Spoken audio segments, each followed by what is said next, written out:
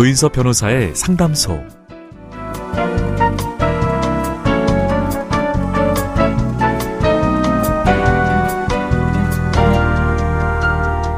한낮의 무더위와 저녁 무렵의 신선함이 교차하는 이 계절. 사람 사이의 문제도 계절처럼 자연스럽게 흐른다면 얼마나 좋을까요? 법적인 문제 때문에 머릿속이 복잡하시다면 잠시 이곳에서 쉬어가셔도 좋습니다. 속 시원하고 정확한 자문으로 법률 문제를 풀어드리는 조인섭 변호사의 상담소, 지금 바로 문을 열겠습니다. 저는 조인섭입니다.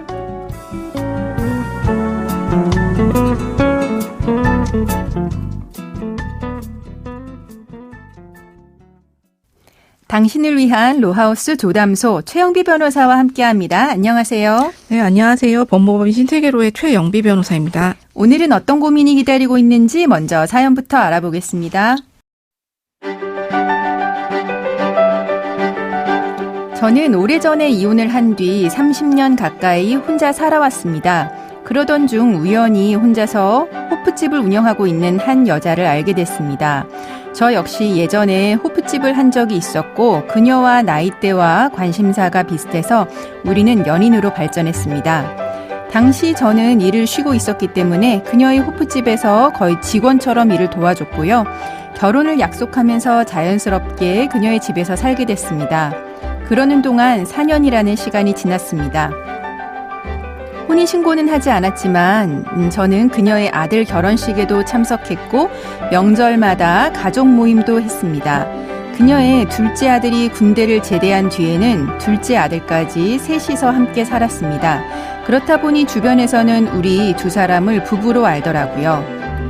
저는 그녀에게 혼인신고를 하자고 했습니다. 그러자 그녀는 둘째 아들이 졸업하면 하자고 하더니 막상 아들이 대학을 졸업하자 취업하면 하겠다면서 차일피일 미루더라고요. 결국 혼인신고 문제로 다투다가 저는 홧김에 집을 나왔는데요. 그녀가 집 비밀번호를 모두 바꾸더니 집에 들어오지 못하게 하더라고요.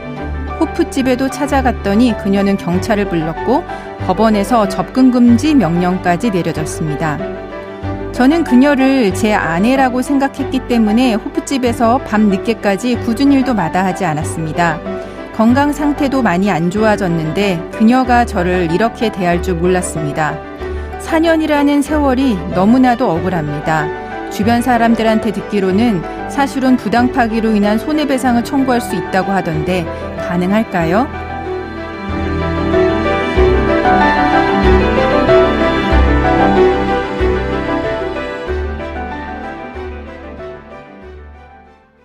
네, 사실혼은 그동안 조담소에 자주 나온 단어입니다. 다시 사실혼에 대해서 한번 정리를 해보겠습니다. 우선 최영비 변호사님, 사실혼이 무엇인가요? 네, 사실혼이라는 것은 혼인 의사와 혼인 생활의 실체는 있지만 혼인 신고는 하지 않은 상태를 사실혼이라고 하고요. 네. 이제 남녀가 혼인 의사로 혼인 신고까지 하게 되면 법률혼이 됩니다. 아, 네. 그러니까 혼인 신고는 하지 않았지만 이제 혼인 생활의 실체는 있는 관계가 이제 사실혼이네요. 그러면 법률혼의 부분은, 그러니까 혼인 신고를 한 부분은 이혼을 하면서 혼인 관계를 종료하는데요.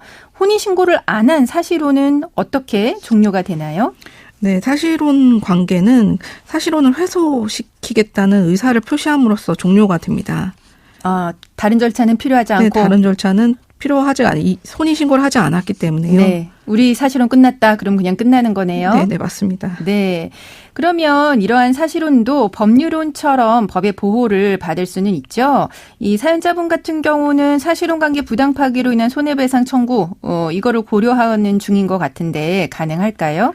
네, 사실혼도 혼인 신고를 하지 않았다는 것을 제외하고는 법률혼처럼 혼인관계의 실체를 가지고 있기 때문에 네. 법률혼에 준해서 보호를 받습니다. 네.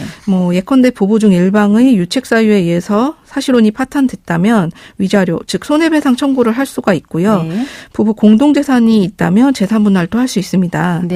다만 그렇게 하기 위해서는 사실혼 자체가 인정이 되어야 되는데 사연자분의 경우에는 사실혼인지를 좀 더 따져봐야 될 것으로 보입니다. 그러니까 위자료도 청구할 수 있고 재산분할도 청구할 수 있는 거는 이제 사실혼일 때 가능한 거고, 만약에 그냥 동거 같은 경우는 위자료나 이제 재산분할 청구를 할 수 없는 거지 않습니까? 네. 그러면은 동거냐 사실혼이냐 이거를 판단하는 기준이 있을 것 같은데요.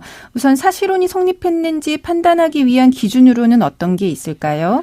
네, 우리 법원은 그 혼인생활의 실체 여부에 대한 판단 기준으로 결혼식을 했냐, 아니면 부부라는 호칭을 썼냐, 뭐 가족들이 사실혼 관계를 알고 있었냐, 또 각자의 가족 모임에 참석했냐, 뭐 이런 것들을 종합적으로 좀 고려해서 혼인생활의 실체가 있는지, 즉 사실혼이 성립했는지를 판단합니다. 그래서 말씀하신 것처럼 단순히 몇 년간 동거를 했다는 것만으로는 사실혼이라고 보기 어렵고, 그래서 법률원에 준해서 보호도 받을 수가 없는데요.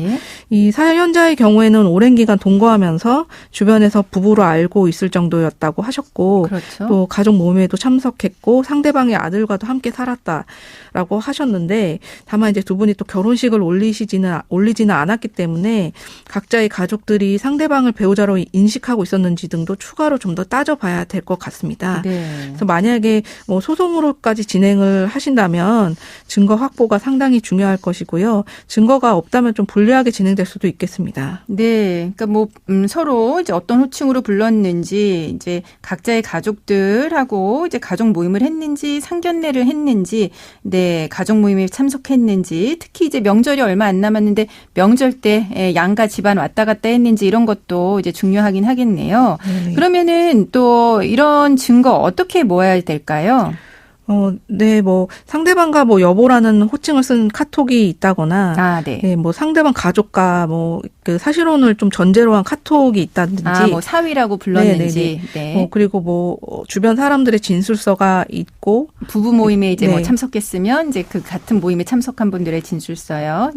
그리고 뭐 서로 가족 모임에 참석했었을 때 그 사진이 있다든지 하면, 특히 이제 결혼식장 이런데 가족 사진 마지막에 찍을 때 있었는지 중요하겠네요. 네, 맞습니다. 그런 사진들을 최대한 수집하시면 좀 도움이 될 것 같습니다.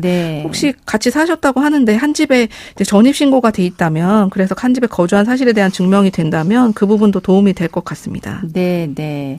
그러면은 만약에 이렇게 사실혼이라고 하는 부분이 인정이 된다라고 하면은, 그때는 4년이라고 하는 사실혼이긴 한데 재산분할 받을 수 있을까요?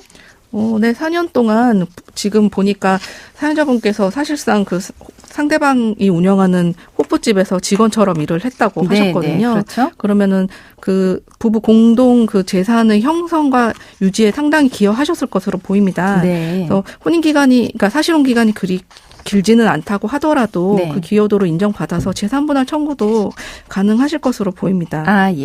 그러면은 지금까지 상담 내용을 정리해 보자면, 사연자분은 4년 전부터 한 여성분과 결혼을 약속했지만 혼인신고는 하지 않고 동거를 해오셨고 서로의 가족들과 왕래를 해오셨습니다. 그런데 그 여성과 다투게 되면서 집을 나오셨었는데 그 뒤로 다시 집에 들어가지 못하고 법원에서 접근금지 명령까지 내려져서 사실혼 관계 부당 파기로 인한 손해배상 청구를 알아보는 중이신데요.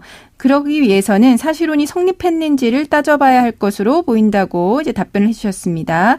각자 가족들이 상대방을 배우자로 인식하고 있는지 여부와 상대방과 서로 부르는 호칭이 있는 문자 메시지 같은 것도 증거가 될 수 있다라고 했고요. 주변 사람들의 진술서 등을 최대한 수집하시고 전입신고가 되어서 한 집에 거주한 점 등을 증명할 수 있다면 사실혼을 입증하시는 데 도움이 될 것 같습니다.